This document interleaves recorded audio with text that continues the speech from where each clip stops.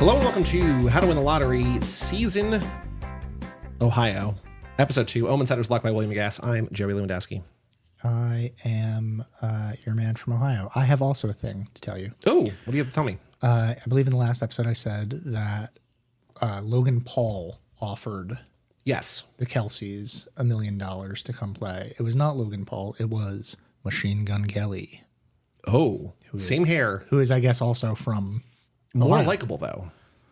Kind of. Well, in comparison, most people are more likable than the Pauls. The Pauls. Appalling. Okay, here's what I have. I have for you a 7-question Ohio quiz Yeah. that I think you can get at least 5. Okay. They're not crazy hard, Yeah. but they're not easy. Right. Question number 1. They're all multiple choice. Yeah. 3 choices for each. I will also say, I'll give you a bonus point if you can guess the answer before you hear the answers, Okay. but you don't get to guess again. So if you guess, it's just one answer. Right. Okay. Question number 1. What is Ohio's official state nickname? Do you want to hear the answers? Now this is going to be a Who Wants to Be a Millionaire thing. Oh, where you like vocalize 2 and then they 50-50 and they leave Yeah, those 2? because it's either first in flight or birthplace of aviation. Do you want to hear the answers? Yeah. The Buckeye State, Oh, the Great Lakes State, yeah. the Keystone State. Okay, it's the Buckeye State. Correct. Yeah. 1. What major Hall of Fame is headquartered in Ohio? Rock and roll. Correct. Also football. Canton. Yes, but I was of the choices. Yeah. Yeah. The answer is rock and roll. Football and rock and roll. So you're at 3 points through 2 questions. Yeah. Which fast food chain was founded in Columbus? Would you like to hear the answers? The options. Yeah. Is it A, Wendy's? Is it B, McDonald's? Or is it C, Chick-fil-A? Wendy's. Correct. I was also going to say Red Line Chili. Skyline Chili. Skyline Chili. Fuck. I said Red Line because of the Reds. Question number 4, I think you're going to already pass the quiz just based on this alone. What is the capital of Ohio?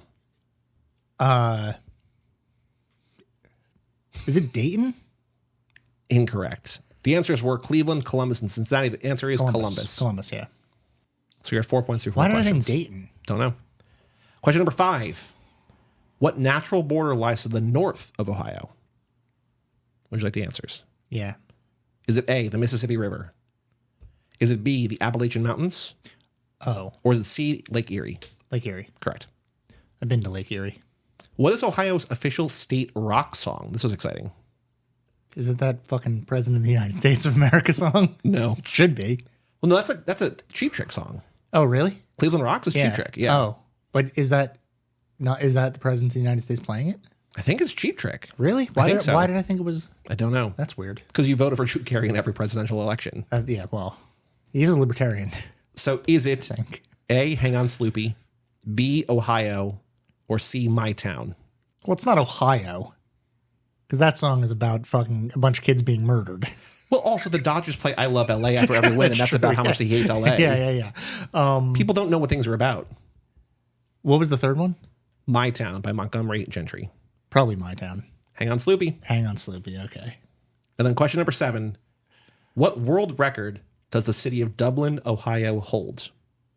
Is it A, the largest cornhole tournament, B, the most people dancing a jig simultaneously, or C, largest gathering of people wearing green? Again, Dublin, Ohio. And I'm going to go with cornhole. Dancing a jig. What?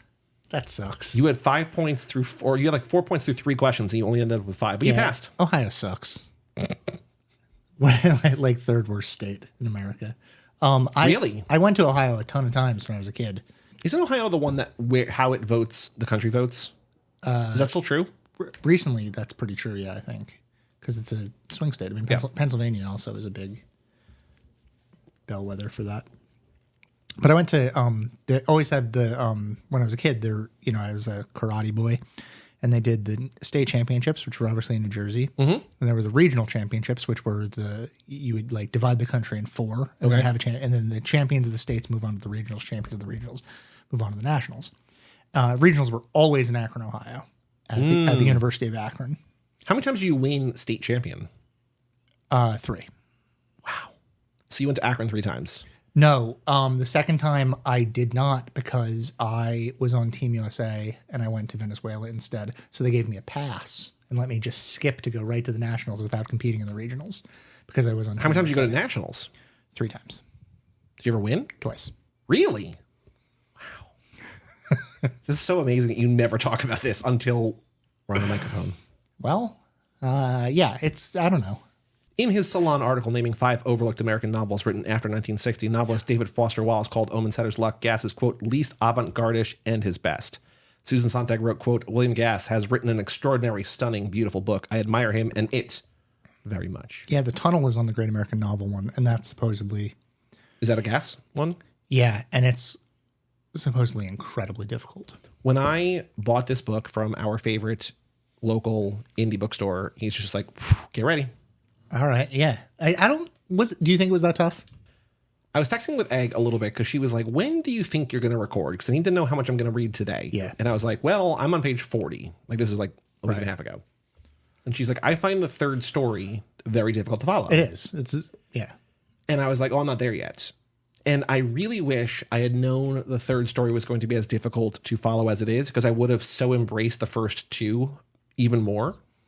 Because I feel, we were talking, because when you showed up, I was reading the afterward. I feel like as a writer, he is very compelling and very engaging and very like funny. Yeah. And that is not at all, like, it's a little bit, but like the third section, which is 3/4 of the book, is very difficult because it's just sort of stream of consciousness. Yeah, he's embracing modernism in a big way. The like stream of consciousness aspect of modernism, which is, I guess, sort of notoriously difficult. He's also doing this weird Nelson Algren thing that I've never seen anyone do successfully. Who is Nelson Algren? Nelson Algren wrote Take a Walk on the Wild Side, The Man with the Golden Arm, a bunch of novels from the early part of the 20th century. But Nelson Algren, in some of his novels, like, they're just rhymes. Like, his like writing is metered in parts of it. Like, there's in the middle of Take a Walk on the Wild Side, there's a part where it just goes, like, it's just talking about, it's just regular prose, but then it'll say, like, of marble mirrors shine and wine white bones bleached in the sun before the music is over, before the dancing is done. And you're just like, why is that in the middle of this paragraph? Why are you just like inserting these like rhymes? And Gass does that a bunch too. But it's also like, it kind of makes sense here because it's in the sort of ravings of like what seems like a madman, maybe a religious zealot. And then at the end, it's just like, no, he's just had pneumonia and, quote, a joint pneumonia and madness. It's like, oh, so he was just like Looney Tunes the entire book. Yeah, he's also the opposite of a religious zealot, I think, because he like specifically is absent of faith, but and jealous of. From the outside, you would say that he is potentially a religious zealot because he is this minister. So the book starts and it's just like a bunch of people seemingly at like a big estate sale hating that the town is gentrifying. They're just like, look at all these black people. Yeah, I have a comment on that because it fits in actually really interestingly with not Beloved, The Bluest Eye, and the idea of the state modules in general, which is that I think older books, and because this was written in the 50s, came out in the 60s, written in the 50s, but is a book about the 1890s, right? And Bluest Eye is a book written in the 70s that is about the 30s. I think it's about the 30s, right? I think it's late 30s, early 40s. And like, I think the state modules often, or regional literature in general, often functions as a period piece because like as time advances, the world everywhere gets more similar. And so regions lose their identity. And so like modern, I'm wondering when we get to the Cooper book and the Markley book, how those are going to distinguish themselves as specific state books, because my experience with Ohio, and again, it's pretty limited. I was there with my parents when I was, a teenager. It's not like I like drove around Ohio going to all the sites and like bachelor party soon though, Cleveland. And yeah, that's right. And exploring like the cultural high watermarks of Ohio. So I don't really have a place to say this, but like my experience of Ohio is just like strip malls. Yeah. And like highways and I feel like that could be anyone's experience in almost any state. Yeah, exactly. But it like definitely didn't used to be that. Right. Right. The only thing that's different, like I feel like the landscape and stuff changes drastically when you get to the Southwest. And then it doesn't feel like that anymore. Well, so when I drove cross country, I might have mentioned this on the podcast before, my friend and I played a game like, could this still be New Jersey as we were driving? Because up until when we drove down through Virginia and then through Tennessee and then down into New Orleans, until you're like an hour north of New Orleans, it all just looks like here. It's just like evergreen trees and green. And then all of a sudden you hit the bayou and like it just becomes swampy. Like, oh, this is different. Yeah. And then American Southwest is different. But then like if you go Northern California into like the Pacific Northwest, it's a different kind of landscape, but it also is just kind of green. Well, the Midwest is different too, because it's like in some places, and in some places it's just like, oh, we just drove by 127 miles of corn. Right. Which is, it's just like Kansas, like it's just like a straight line. You just go east. Yeah, which is cool. Yeah. But like, I feel like this book is identifying Ohio through what it was, not what it is. Yeah, which is, I think, how people identify a place. When we think of Texas, we often think of cowboys and shit. And it's like now that exists in some sense, but it's like it's not the same cowboys. And the cowboys that there are, I think, are for the most part playing a performative role rather than actually being like guys that rustle cattle. Well, I'm curious specifically about the Markley book because it's called Ohio. Like it's like right. Bluest Eye, Omensetter, Outside In, the next book we're doing. Like it's not like the title is like we are set in a place. Like Markley's like this is Ohio. This is where we're doing. So I'm not knowing what it's about. It's a bold, that's anytime that you like are that specific. It's saying like I'm speaking for a bunch of people at the same time, and it's hard because it's obviously going to be a limited experience of that place. You're going to get. I think that book's about the opiate epidemic. Ohio? I think so. I mean, that feels like a Markley topic. So you're going to like, and I apologize if it's not about that. I haven't read the book yet. I obviously am going to, but it feels like that's another thing where it's like maybe that's his experience of Ohio, but it's like that's also the experience of New Jersey of everywhere from like 2002 to whenever. I mean, even now, kind of. Yeah, Sackler family. Yeah, that's Adam Driver's character from Girls, Adam Sackler. Is it really? Wow. Member of the Sackler family. So I think Ferber is interesting, but I also find so much of the book to be difficult. Like I was talking to Ed because she said to me, like what I said earlier, the third story is difficult to parse because the first two it's almost opaque. Are very like sort of straightforward and like enjoyable and like it's just like a guy or a couple guys or whatever. There's like a fox in a hole or whatever, right? And then it's just like a guy who seemingly hates the world, hates himself, hates God, loves himself, loves the world, is disgusted by things, is a pervert, maybe closeted, like whatever. Yeah. And it's just like, she said to me, and I was thinking the same thing, it's very Ducks Newburyport, where it's just like in a mind. Yeah. In that, like, it almost doesn't matter what he's saying. It's more the function of him saying it and just sort of follow along that ride. Yeah. Because I was like, this is kind of like, once I figured out that it was not, and I'd like thumb through, because like in the book, each section has a title. And if you like look at the top right, she's like, oh, we're just in Jethro Ferber's change of heart for the rest of the book. I'm like, okay. Yeah. Once you settle in, it's like, well, this is like doable, but it's tough. So what's I think you can nail down the plot of the book in very little space at all, which is that you have Omensetter, Bracket Omensetter is the guy that comes to town. He's got everybody loves him. Yeah, and he's got a wife and 2 kids, and he's well loved. And then really like what the plot is that he goes into the woods with this guy, and comes out of the woods, and that guy has either killed himself or been murdered by Omensetter. But either way, the way they describe it seems very difficult. Like where he is hanging from seems very high up in a tree. Yeah, which is a tricky thing for a murder. It's a tricky thing for a suicide. Yep. And it reminded me a little of there's that scene in True Grit, right, where the guy's hanging from really high, and they cut him down, and his body falls really far. We're gonna get copyright for that. Probably, yeah. Life sucks, man. Let's just kill ourselves. But and so this is what is his name? The guy that's narrating the entire third section.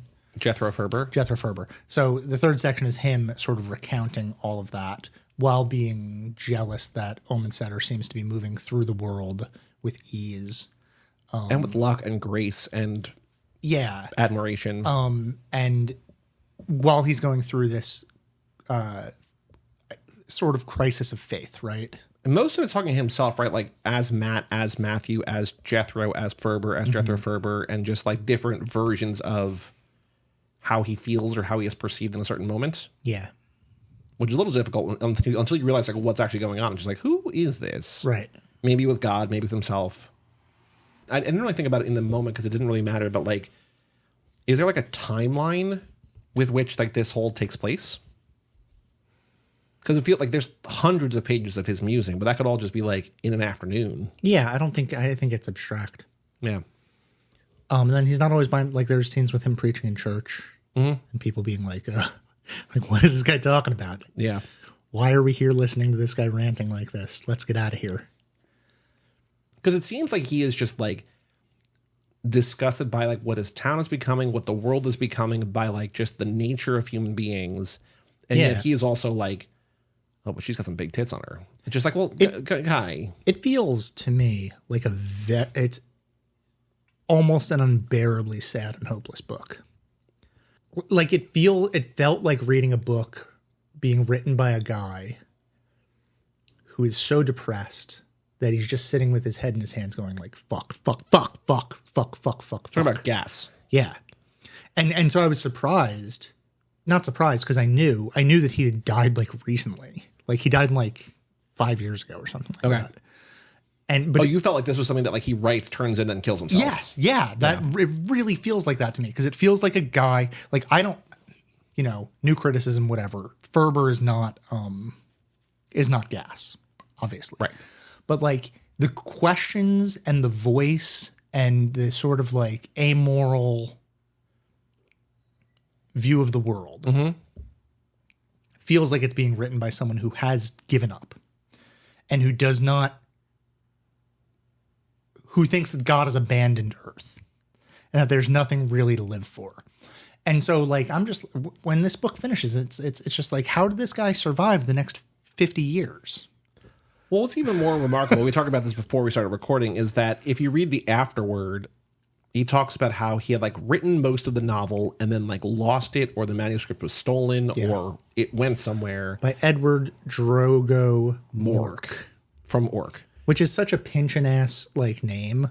Like that's just something that like a name that would be the name of a Thomas Pynchon character.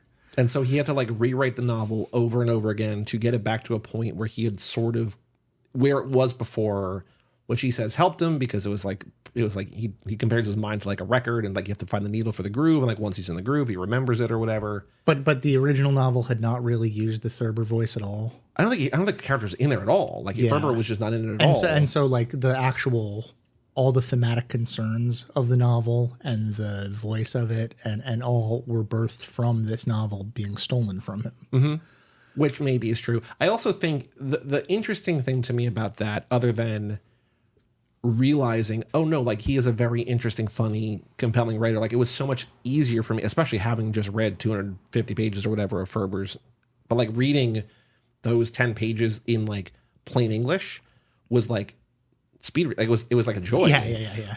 But he talks about how he was, as I'm sure many writers, just like sort of a short story guy who like submitted a bunch of stuff to a magazine, did an entire magazine on just his writing. And like, I don't know if it was that magazine or another one that he submitted the opening section of this. I'm like, that plays really well as a short story. Like you kind of don't need to expand beyond that. It was Ascent magazine, which is Accent magazine, which is was edited by, among other people, Stanley Elkin, who is like a great short story writer and novelist, and like an important voice in postmodernism.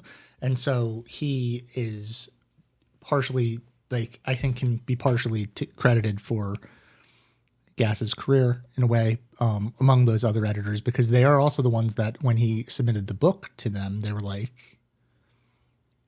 here's some notes. And they probably drove him in a more experimental direction because it's like there are people whose voices can stand experimentation and people whose voices can't.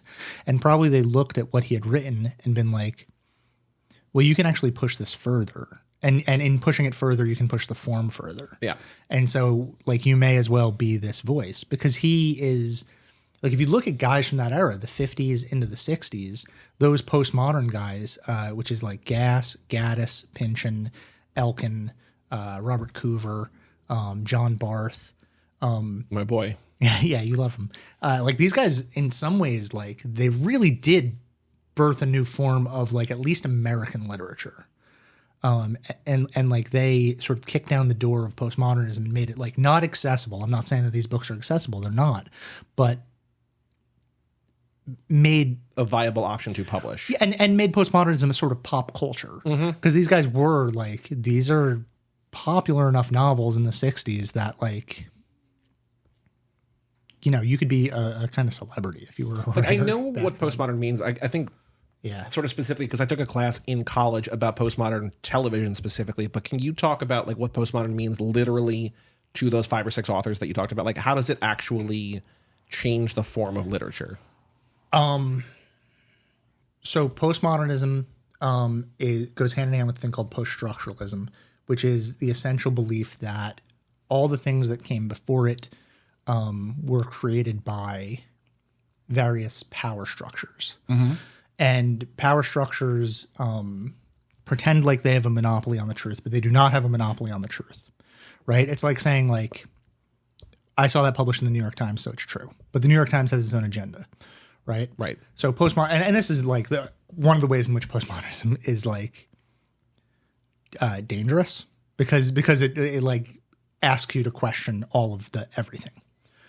Postmodernism or post-structuralism becomes a way to question all truth and find new meaning in form rather than content. Because content is inevitably corrupted through the sayer of the content. What you have is things like Wittgenstein's Mistress and even Giles Goat Boy. What you have are those things like essentially acknowledging the form while writing. Like knowing that they are writing a book and like exploring what they can do with a medium, knowing that it is a book. Yeah, with both the author and the reader conscious of the narrative existing as a narrative. Right. Rather than it being immersive. Like it's assuming a level of like education might be the wrong word, but like No. understanding in the I think reader. education is the right word. Where, yeah. like, because what I learned from in college about TV was like because I did a paper on Lost as postmodern, and it's like knowing like a show or whatever, a piece of film or TV or whatever, knowing the boundaries and conventions of what is understood and expected, and then being like, okay, so you understand that, so like I'm gonna twist it and like play on your expectations of what a TV show is. Yeah, because Lost is specifically doing a genre thing that they're also winking at you because they're going like, we know you think that we know that you know what's going on right now. And the problem with postmodernism is that Little fart sniffy. well, yeah, it is. It detaches through like it detaches the emotional connection to the work through a like cold intellectual approach to it. And there's a million ways in which that's not true, and a million ways in which like it could be better explained than I just explained it. In this, for example, that kind of stream of consciousness, which is a product of modernism, which like don't ask me to explain modernism. That's even more difficult to figure out. It's a thing that comes before postmodernism. Yeah, but it's also like specifically tied to World War I and the ways that like the world changed during World War I. But the way that he's engaging in it is like sort of what you said. Like he's asking you almost to disregard content and look at like the flow of the words and the way that we're moving from one sentence to the next and the choice of vocabulary and all of this thing rather than necessarily what each thing means, because the meaning is not as important as understanding that he's conveying this information to you via a series of like detached snapshots of this guy's diseased brain. Poems and like lists of animals and whatever. Yeah, exactly. And so you're getting like this sort of diseased and depraved vibe, even when on a sentence by sentence basis or a word by word basis, it might not actually be that, but like you overall get this bad feeling. Right. Or I got a bad feeling from it anyway. Which like I think this is like you're literally inside the for the most part like inside the mind of like a disease-addled brain. Yeah, and he's not like I have a much harder time emotionally connecting with like, for example, John Barth. Like I know that you have your like total issues with Giles Goatboy, but like Barth seems like almost entirely an intellectual exercise to me. Whereas this, I feel actually conveys a really deep sadness. I think so too. I think it comments on the world in a way that is like understandable and relatable, and maybe not relatable, but like you understand where he's coming from. Yeah, but it also, the way that it's commenting on the world is kind of like, we're fucked. Yeah. Again, but he lived for 50 more years. Yeah, but and his other books I think are sort of also huge bummers. You said one of them is in the Great American Novel. Yeah, The Tunnel, which is The Tunnel is a book that a lot of people have told me that they couldn't finish. Cool. What's that paired with? Do you remember? Yeah, it might be paired with White Noise.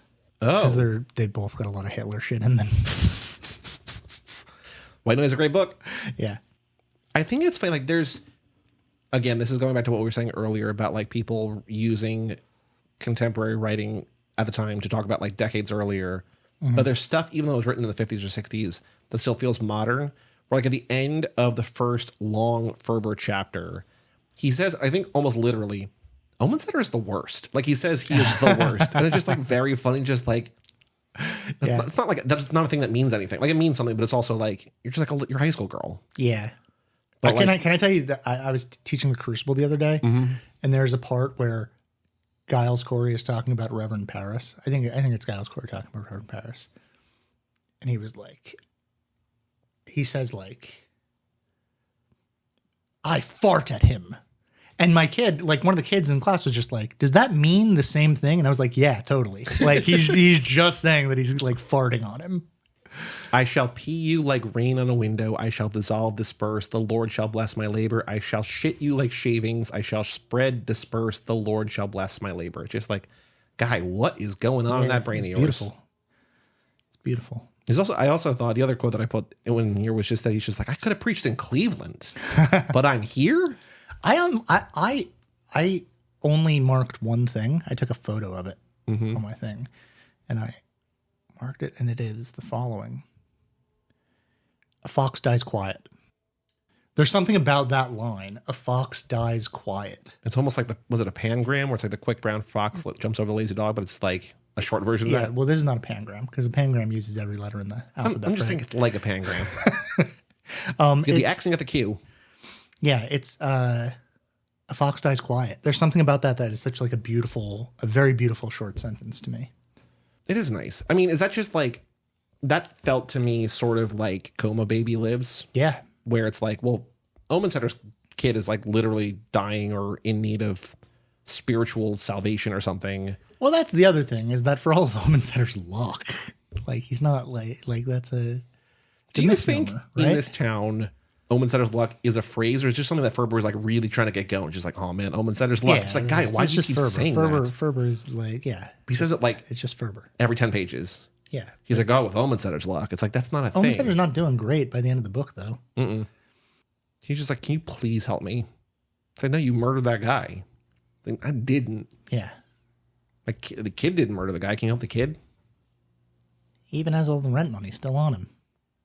He didn't even get robbed. If he were murdered, wouldn't somebody have taken his money? Do you think so like the book ends, the afterward begins, and the first part of the afterward is just like that last chapter, pretty short, huh? Yeah. Like it's basically a two page like, where are they now? It's like, well, Omensetter's family moved down the river. Yeah. Nobody knows where. Ferber's fine. He just had madness. And he had joint pneumonia. Everybody's pretty good. Just like, I don't know that we need that. Like, did that, as someone a fan of a non-ending, did you hate like the? No, I didn't hate it, but it was I don't know that you. It felt like weirdly. I don't know if rushed is right, but it's just like, why is this here? Yeah, it's like at the end of Animal House when they're like, and so's a senator now. Yeah. Or whatever. Who's the senator? Is it? I've only seen that movie once and I did not like it. I think it's Belushi. Sure. That ends up being a senator. But I was just like, this is a weird thing. Yeah. But, you know. Okay, who you cast in the movie? As Omensetter, I was thinking... It's very clearly a Coen Brothers movie, right? If anything. Maybe, probably. Yeah. They could just do every Ohio thing is probably Coen. You know what I mean? They have the Midwest sort of. Yeah. I was picturing, and I didn't think about it until just now. I don't know the actor's name, but the father from The Witch as omensetter. Oh, yeah. I knew that guy's name like a day ago. Just like a big, strong, broad Midwestern man. He's Finchy in the original Office. Oh God, I'm annoyed at myself. It's also for not knowing his I name. had to Google, and it's like no, it's not clear. It's like so much of this book is like Ferber's hate is specific towards people or groups of people or whatever. I'm like, is omensetter black or white? It's like never mentioned. I'm just like, Oh, I just assumed he was white. I assume so too. But then there was one line that was something about like maybe his darkness. I'm like, is literal darkness or like metaphorical darkness? There was like an interview where they're talking with Ralph Ineson. Yeah, Ralph Ineson, that's his name.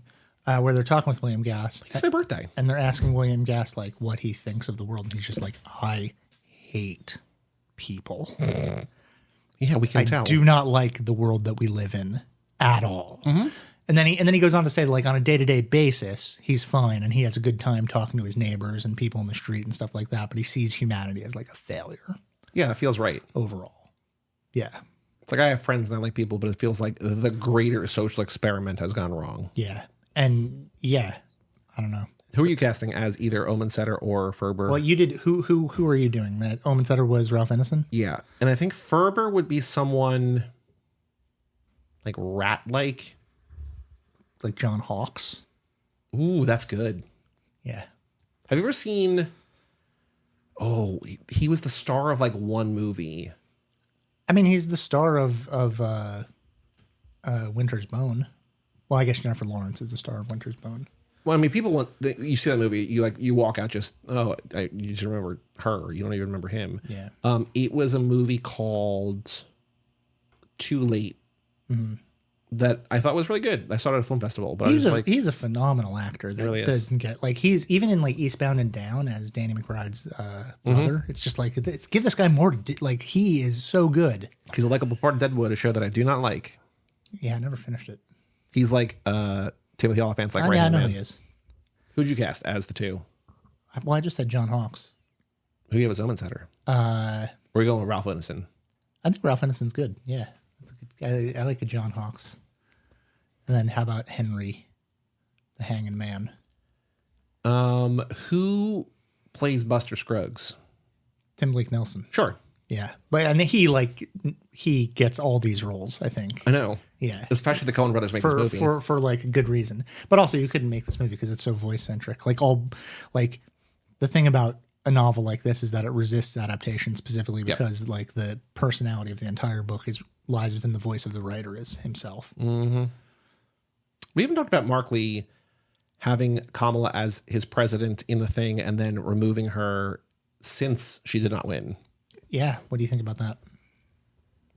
Imagine what he could have done. What could have been. Do you think it was Mark Lee's fault that she lost? Let's get him on the phone. We have an email address, lottery@cageclub.me. We have an email from our girl Egg who wrote in about this book. Her email is titled Meg's Reaction to Omensetter's Luck. Wait, did you like this book? I don't really even get a sense of whether you liked it or not. I really like the first two sections. And like the first 50 pages. Yeah. And then the last I liked parts of it. I did not enjoy reading it. I would definitely be inclined to read other stuff by him. Yeah, okay. I just wish there was more, because I find him a very engaging, compelling, funny author. It's just the form, as we talked about for most of this. It's tough. Well, I mean, remember, you opened this episode by talking about how David Foster Wallace says this is his most accessible book. Yeah, well. I'm not really sure what to say about this book, the Egg writes. Getting through the last section felt like a feat of strength. Hey. Are you saying hey because a feat of strength? Mm-hmm. Okay. I guess that's an inside joke. But I felt like a stronger reader for it. I liked that it was unclear at times whether things were happening or whether the preacher was thinking things. There was a scene that I found really funny when we were getting his internal dialogue for preaching and people started leaving the church. Yeah. That's really funny. That is a really funny scene because you're just like, you think that he's ranting. You think that these are just his thoughts, but then you're like, oh shit, he's actually saying this to people. And they're just like, It's not this, but I was in yoga last Monday and the teacher was like guiding and she's like, what the hell? And we're like, what? and she saw somebody like looking in the window from outside. She's like, "Oh, I thought that was in my head." I'm like, "No, you're saying that out loud. That's good." I wrote down in my notes that Omensetter was a Christ character. Do you guys agree? Omensetter himself didn't die for our sins, but his reputation died. I don't know. I mean, it would also explain why Ferber hates him if he is like a Christ-like figure. Be like, why can't I be that? Well, yeah, I also, while reading this book, I was like, I should know the Bible better. Because I kept thinking that this was like a story of Job, like retelling of something that happened in the Bible. Like a character. Every time we read any book, I'm just like, I need to read everything by Shakespeare, and I need to read the Bible, and I need to read like, because it really does feel like something that it's like, you know, a brother being jealous of this more charismatic person that everybody likes, but then like through the challenges, like their dynamic changes. And what if we did as a module for the podcast is books of the Bible? I would. Okay, so I think that you could you could make a module that was like Genesis, and then a book paired with Genesis to read, and then, you know, think about that. Right? Isn't like one or two of the book? What are the books of the Bible? Do you know them off the top of your head? Genesis, Exodus, Leviticus, Deuteronomy, Numbers, Acts. I could probably do. I mean, there's Matthew, Mark, Luke, John, Revelation. There's. But Matthew, Mark, Luke, and John are not all different books, right? They're 4 different books of the Bible. Oh, really? Okay. Revelation. There's Psalms. There's so like Psalms. Isn't Psalms like super fucking boring? It's just a bunch of different it's like short stories essentially. Okay. Like I don't think you could do every book of the Bible, but you could do shorter books for sure. Or, you know, there is something to do there. But I think you have to do like the entire thing. I'll look into it. That seems like a difficult project. Yeah, I'll look into it. When has difficult ever stopped you before? In one sense, Egg writes, the last story appears to be evil. What are you reading right now? Oh, I'm reading Exodus. Okay. That's Moses, I'm assuming. Yeah. The last story appears to be evil triumphing over good. But Jethro's experience with Omensetter have changed him. There's no way of knowing whether there is a greater good or a greater evil at the end of the book, but Jethro is no longer on the side of evil, which I think counts a little bit. I think that is entirely the point, that you don't know whether there's a greater good or a greater evil. And there's something about that is, it's very absurdist in the idea, in like the traditional literary sense of absurdism, which is that like we live in a chaotic world, and unhappiness is going to come from trying to impose rules onto a chaotic world. Mm-hmm. And if you don't embrace that, I mean, like, yeah, if you try to impose those rules, you will recognize that the world is not up for the rules that you impose. And so the world will always fail morally, and it will always fail to live up to the standards of your rules, because it doesn't have rules. Right. And no one is compelled to follow your made up rules. Right. So the only thing that can compel them is literally the threat of violence. And that threat of violence is antithetical to the idea of a system of rules that creates a moral balance, right? Which is in some ways like the entirety of Proudhon's like moral philosophy about anarchism. So I think that's where the sadness in the book comes from. This idea of it just being like, there's nothing. Like, there's nothing. And that sadness comes from like someone who is, from most of the book being from the point of view of someone who's meant to be a preacher, meant to be a person that is like the guy guiding you to say there is something. Yeah. The guy that goes like, here are the rules and here's why we need to follow them. Yep. So when that guy is just like letting out a deep sigh and letting like the like termites in his brain, it becomes difficult to follow and believe. Yeah. The fall of Omensetter contributed to the good in Jethro appearing, which also adds to the Christ story. Omensetter's luck is also about the lie of the American dream. When his son is dying of diphtheria, Omensetter says the town was a, quote, promise to him. That is, he thought that if he moved to the area, he and his family would thrive. However, the promise, as he says, was a lie. Yeah, Manifest Destiny and whatnot. Yeah, for sure. All in all, a great novel I would not have read if not for the pod. Oh, I love that. I love that she said that it's a great novel. I agree. I think it's a great novel, too. And I think I don't know that I'll ever read it again.